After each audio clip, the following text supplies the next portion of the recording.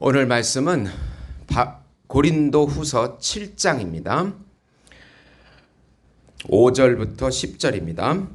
우리가 마게도니아에 이르렀을 때에도 우리 육체가 편하지 못하였고 사방으로 환난을 당하여 밖으로는 다툼이요 안으로는 두려움이었었노라. 그러나 낙심한 자들을 위로하시는 하나님이 디도가 오므로 우리를 위로하셨으니 그가 온 것뿐 아니요 오직 그가 너희에게서 받은 그 위로로 위로하고 너희의 사모함과 애통함과 나를 위하여 열심 있는 것을 우리에게 보고함으로 나를 더욱 기쁘게 하였느니라. 그러므로 내가 편지로 너희를 근심하게 한 것을 후회하였으나 지금은 후회하지 아니함은 그 편지가 너희로 잠시만 근심하게 한 줄을 알미라. 내가 지금 기뻐함은 너희로 근심하게 한 까닭이 아니요 도리어 너희가 근심함으로 회개함에 이른 까닭이라.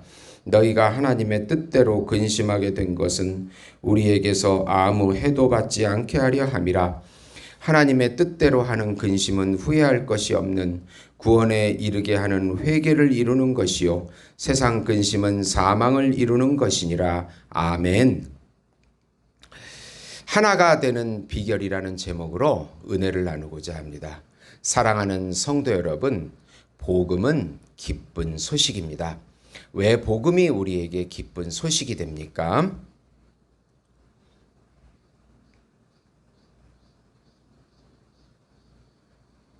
하나님께서 정하신 한 분, 하나님께서 준비하신 한 분, 하나님께서 보내신 한 분, 그분은 하나님이시고 하나님의 아들이시고 우주적인 왕이시며 우주적인 제사장이시고 우주적인 메시아이시고 우주적인 어린 양이시며 우주적인 참 인간이신 예수님께서 이 땅에 성육신 하셔서 하나님 나라의 왕으로 구세주로 우리 안에 들어오셔서 통치해 주신다는 소식이 복음인 것입니다. 예수님의 십자가의 죽음과 부활을 통하여 하나님의 본질인 생명과 하나님의 성품인 사랑을 다시 누리게 해주신다는 소식입니다. 예수님께서 우리 안에 새 자아와 참 자아가 되어주셔서 우리 삶의 주체가 되어주시고 우리 삶의 동기가 되어주시며 우리 삶의 열매가 되어주신다는 소식이 복음인 것입니다. 우리가 예수님을 믿고 연합되면 하나님의 자녀가 되며 하나님의 의가 되며 예수님의 새로운 피조물이 되며 신인류가 되어 예수님의 모든 것을 지금 여기서부터 영원히 누리게 해주신다는 소식이 복음인 것입니다. 예수님을 소유함이 전부를 소유한 것입니다. 이 믿음으로 오늘도 승리하시는 우리 성도 여러분이 되시기를 예수님의 이름으로 축원드립니다. 예수 안에서 사랑과 용서와 회개를 통하여 교회의 하나됨을 누리자라는 내용이 되겠습니다. 우선 고린도 교인을 향한 바울의 변함없는 예수님의 사랑을 느껴보자. 바울은 6장에서 강조한 하나님의 약속을 가진 우리들이 영과 육에서 거룩함을 이루자고 말씀합니다. 거룩함이라고 하는 것은 성령으로 우리 마음을 채울 때 이루어지는 성화를 의미합니다. 바울은 거짓 교사의 주장에 변호합니다. 고린도 교회 침투해서 거짓 교사들이 바울의 사도적 권위를 손상시키고 분열을 일으켰습니다.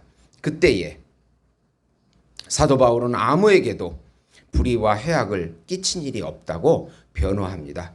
이 말을 강조하는 것은 거짓 교사와 그에 동조하는 고린도 교회 일부 교인에 대하여 정죄하는 것이 아니라고 또 말합니다. 사도 바울의 마음으로는 벌써 이들을 용서했습니다. 오히려 사랑으로 하나 되어 함께 죽고 함께 살려 한다고 고백합니다.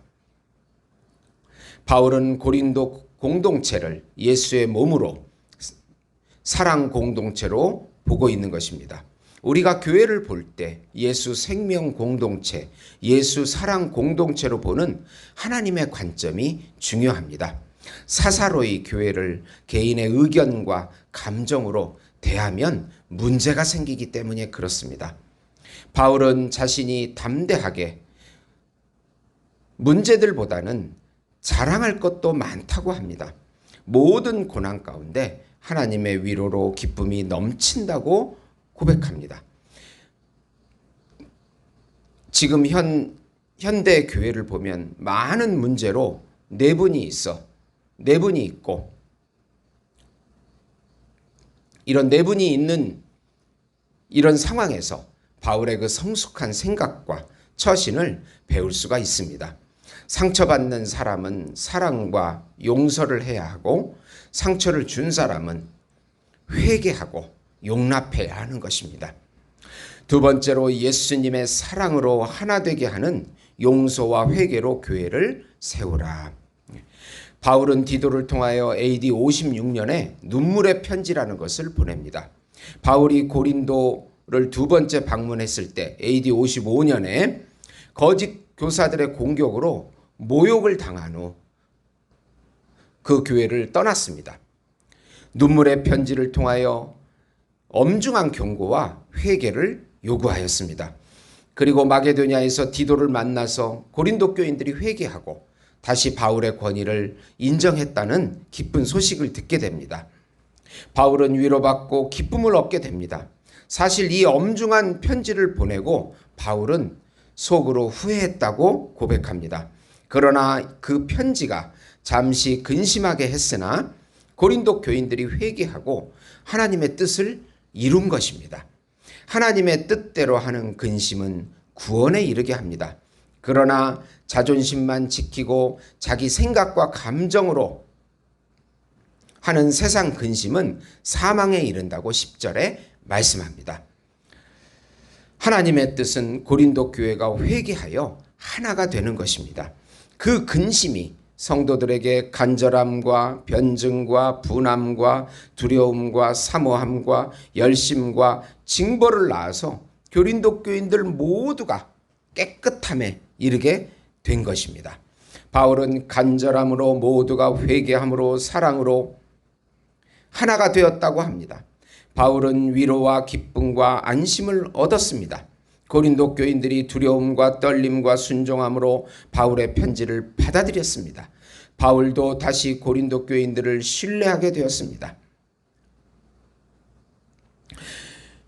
목사의 권위를 인정하지 않는 분위기는 교회에 큰 해악이 됩니다. 하나님 나라의 교회는 항상 용서와 회개가 물 흐르듯이 흘러야 생명유기체로 건강하게 세워질 수 있는 것입니다. 사랑, 용서, 회개, 순종으로 다시 회복되어야 합니다. 목사는 교인을 진정으로 사랑하고 교인은 목사를 존중해야 합니다. 요한일서 4장 20절 21절에 보시면 누구든지 하나님을 사랑하노라 하고 그 형제를 미워하면 이는 거짓말하는 자니 보는 바 그 형제를 사랑하지 아니하는 자는 보지 못하는 바 하나님을 사랑할 수 없느니라. 우리가 이 계명을 주께 받았으니 하나님을 사랑하는 자는 또한 그 형제를 사랑할지니라. 아멘. 사랑하는 성도 여러분, 얼마나 우리는 주변에서 교회 분열 소식을 듣고 있습니다. 상처를 준 사람은 회개하고 상처를 받은 사람은 예수님의 사랑으로 용서할 때 교회가 건강하게 세워질 수가 있는 것입니다. 오늘도 믿음으로 교회를 마음에서부터 사랑과 용서와 회개와 순종으로 세워나가시는 우리 예수목장교회 성도 여러분이 되시기를 예수님의 이름으로 축원드립니다. 기도하시겠습니다. 하나님 아버지, 이 나라와 교회와 가정을 불쌍히 여겨주시고 분열되고 깨진 이 환경 가운데 성령으로 하나 되게 하시고 사랑과 용서와 회개와 순종으로 하나가 되어서 다시 교회가 세워질 수 있도록 인도해 주시옵소서. 성령으로 위로해 주시고 함께 해 주시고 예수님의 사랑으로 예수님께서 동행해 주시옵소서. 예수님의 이름으로 기도드리옵나이다. 아멘.